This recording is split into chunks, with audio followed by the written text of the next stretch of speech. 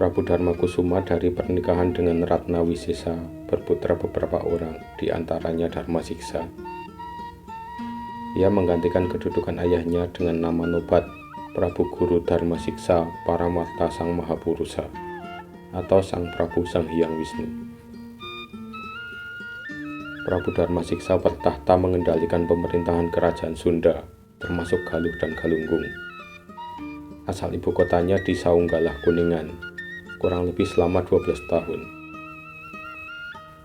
Karena ia berkuasa di 3 kerajaan, yakni Sunda, Galuh, dan Galunggung, maka ia digelari gelar Maharaja. Awalnya Prabu Darmasiksa bertahta di Saunggalah Kuningan. Kemudian pemerintahan pindah ke Pakuan Pajajaran atau Bogor selama 110 tahun. Prabu Darmasiksa mempunyai 3 istri. Yang pertama, putri dari Saunggalah, berputra beberapa orang, diantaranya Raja Purana. Yang kedua, putri Darmageng, berputra beberapa orang juga, diantaranya Raga Suci, kelak bergelar Rahyang Saunggalah. Ketika ayahnya Darmasiksa pindah ke Pakuan Pajajaran, Raga Suci memerintah di Saunggalah, menggantikan beliau. Istri yang ketiga yakni Putri Swarna Bumi atau Sumatera, bernama Dewi Supraba. Beliau keturunan dari kerajaan Sriwijaya. Dari pernikahan beliau berputra beberapa orang juga, diantaranya Rahyang Jayagiri atau Rahyang Jayadharma. Menurut Yuganing Raja Kawasa, Jayadharma beristrikan Dewi Naramurti yang bergelar Dyah Lembut Tal, putri Mahisa Campaka dari Jawa Timur. Jayadharma dan Dewi Naramurti atau Dyah Lembut Tal melahirkan putra bernama Sang Nararya Sang Rama Wijaya atau Rakyat Wijaya. Dalam sejarah Jawa Timur dikenal dengan nama Raden Wijaya. Prabu Darmasiksa dalam fragmen Carita Parahyangan disebutkan memerintah selama 150 tahun. Namun di dalam naskah Wangsakerta menyebut angka 122 tahun, yakni sejak tahun 1175 sampai 1297 Masehi. Sebagai bahan perbandingan, ada 10 penguasa di Jawa Pawetan yang sejaman dengan masa pemerintahan beliau. Beliau naik tahta 16 tahun pasca Prabu Jayabaya dari Kediri, tahun 1135 sampai 1159 Masehi. Ketika penguasa Kediri Jenggala wafat, ia pun memiliki kesempatan menyaksikan lahirnya Kerajaan Majapahit tahun 1293. Carita Parahyangan menceritakan Darmasiksa sebagai titisan Dewa Wisnu yang mengikuti Sang Hyang Rama dan mengamalkan Sang Hyang Siksa. Fragmen tersebut sebagai berikut. Digantiku Sang Rakyan Darmasiksa, titisan Sang Hyang Wisnu, nyaeta nu ngawangun Sang Hyang Binajapanti. Nu ngajadikeun para kabuyutan ti Sang Rama, ti Sang Resi, ti Sang Dirsri, ti Sang Tarahan tina Parahyangan. Tina naon berkahna, ti Sang Wikunu ngibandam nu Sunda pituin, mituhu Sang Hyang Dharma, ngamalkeun Sang Hyang Siksa.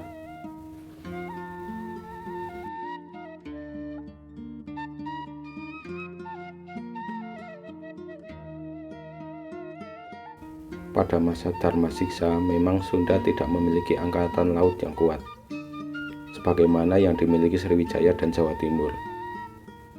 Hal ini terjadi pula pada masa ia memindahkan wilayahnya ke Saunggalah II, sehingga menyebabkan pantai utara Jawa Barat menjadi sarang bajak laut, dan berangsur-angsur pelabuhan bagian utara Cimanuk secara de facto menjadi daerah kekuasaan Sriwijaya. Di Jawa Timur, sejak masa Jayabaya, Kediri mulai berkembang. Ia memiliki angkatan laut sebanyak 3 laksa atau kurang lebih 30.000 prajurit. Kediri makin berkembang pesat setelah dipegang oleh cucunya yakni Sri Maharaja Aryeswara, sering juga dipanggil Prabu Anglingdarma. Namun ia tidak berhasilkan mengalahkan Sriwijaya di laut. Setelah wafat, ia diganti oleh putranya yakni Sri Ganda dengan gelar Prabu Aji Panasa Sri Kroncacayadipa.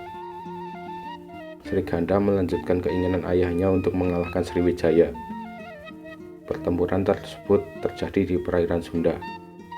Kedua belah pihak menderita kekalahan dan mundur ke basis masing-masing. Akhirnya kedua pihak tersebut memintakan bantuan Maharaja Cina untuk memberikan perlindungan. Pada tahun 1182, Maharaja Cina mengabulkan permohonan bantuan tersebut dengan menyarankan agar keduanya berdamai. Kemudian menyepakati untuk mengadakan perdamaian. Perjanjian dimaksud dilakukan di Sundapura. Perundingan damai dipimpin langsung oleh duta Cina, disaksikan oleh negara-negara sahabat kedua belah pihak, termasuk Raja Sunda. Hasil perundingan disepakati bahwa Sriwijaya dan Kediri hanya boleh bergerak di wilayahnya masing-masing, yakni Sriwijaya bergerak di kawasan Nusantara sebelah barat, sedangkan Kediri di sebelah timur Nusantara. Posisi dari hasil perundingan ini menggugah pula Dharmasiksa untuk memindahkan Sunda ke wilayah yang dekat dengan pantai. Maka pada tahun 1187, ia memindahkan pusat pemerintahannya ke Pakuan, keraton yang semula didirikan oleh Maharaja Tarusbawa.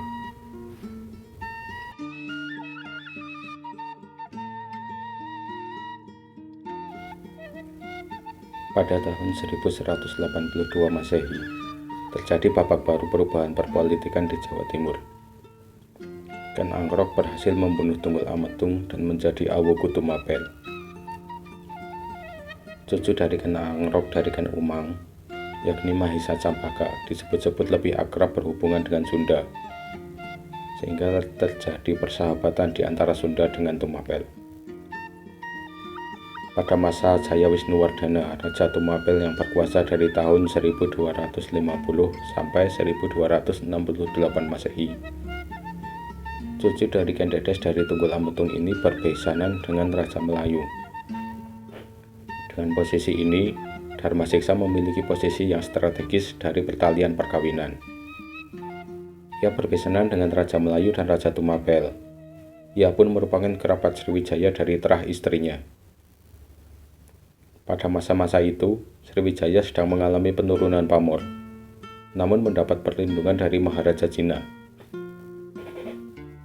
Di Jambi sendiri telah berdiri kembali kerajaan Melayu bernama Dharmasraya.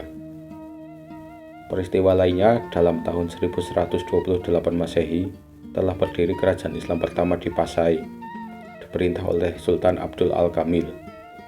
Selain itu, pada tahun 1151 Masehi, di Perlak berdiri pula kerajaan Islam di bawah Sultan Alauddin Shah.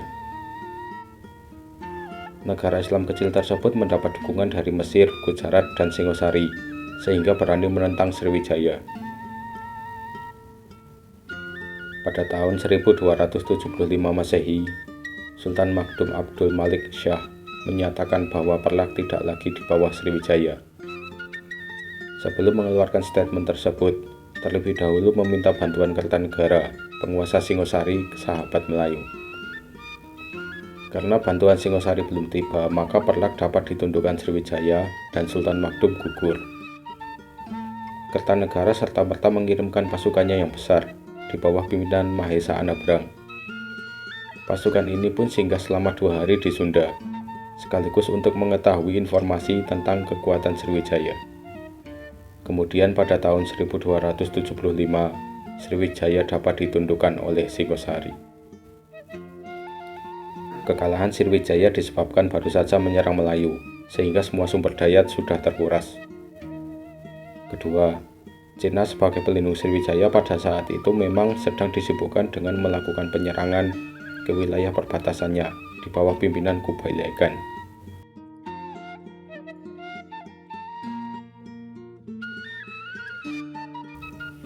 putra Darmasiksa bernama Rakean Jayadharma, sebagaimana kisah di atas, dinikahkan dengan Putri Mahesa Campaka dari Tumapel, Jawa Timur, bernama Diah Lembutal.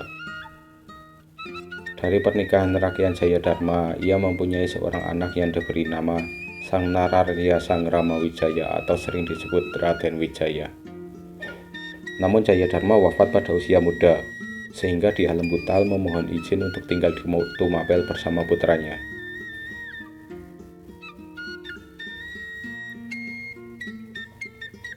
Raden Wijaya setelah dewasa menjadi Senopati Singosari. Pada waktu itu diperintah oleh Kertanegara, hingga pada suatu ketika ia mampu mendirikan negara Majapahit. Raden Wijaya dalam babat Tanah Jawi dikenal juga dengan nama Jaka Sesuruh dari Pajajaran, karena ia memang lahir di Pakuan. Dalam Pustaka Nusantara III dijelaskan bahwa Darmasiksa masih menyaksikan Raden Wijaya, cucunya, mengalahkan Jayakatwang Raja Kediri. Kemudian dengan taktis ia mampu menyergap dan mengusir laskar Kubilaikan dari Jawa Timur. Kemudian 4 hari pasca pengusiran pasukan Cina, Raden Wijaya dinobatkan menjadi Raja Wilwatikta dengan gelar Kertarajasa Jayawardhana. Peristiwa yang juga direkam di dalam Pustaka Nusantara III tentang Darmasiksa memberikan nasihat kepada Raden Wijaya, cucunya, sebagai berikut. Hai Wijaya, janganlah kamu mengganggu, menyerang, dan merebut bumi Sunda, karena telah diwariskan kepada saudaramu bila kelak aku telah tiada. Sekalipun negaramu telah menjadi besar, jaya, serta sentosa, aku maklum akan keutamaan, keluar biasaan, dan keperkasaanmu kelak sebagai raja besar. Ini adalah anugerah dari Yang Maha Kuasa dan telah menjadi suratannya. Sudah selayaknya kerajaan Jawa dengan kerajaan Sunda saling membantu, bekerja sama, dan saling mengasihi antara anggota keluarga. Karena itu, janganlah berselisih dalam memerintah kerajaan masing-masing. Bila demikian, akan menjadi keselamatan dan kebahagiaan yang sempurna. Bila kerajaan Sunda mendapat kesusahan, Majapahit hendaknya berupaya sungguh-sungguh memberikan bantuan. Demikian pula halnya kerajaan Sunda kepada Majapahit. Dari uraian di atas tentunya dapat disimpulkan bahwa Darmasiksa memiliki peranan yang cukup besar terhadap keutuhan Sunda. Dilakukan tidak menggunakan militer melainkan dengan cara diplomasi. Kiranya keindahan leadership Darmasiksa patut dicontoh oleh generasi berikutnya.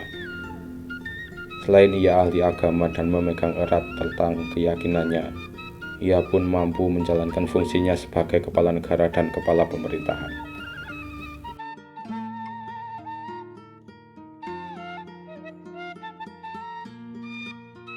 Darmasiksa wafat tahun 1297 Masehi.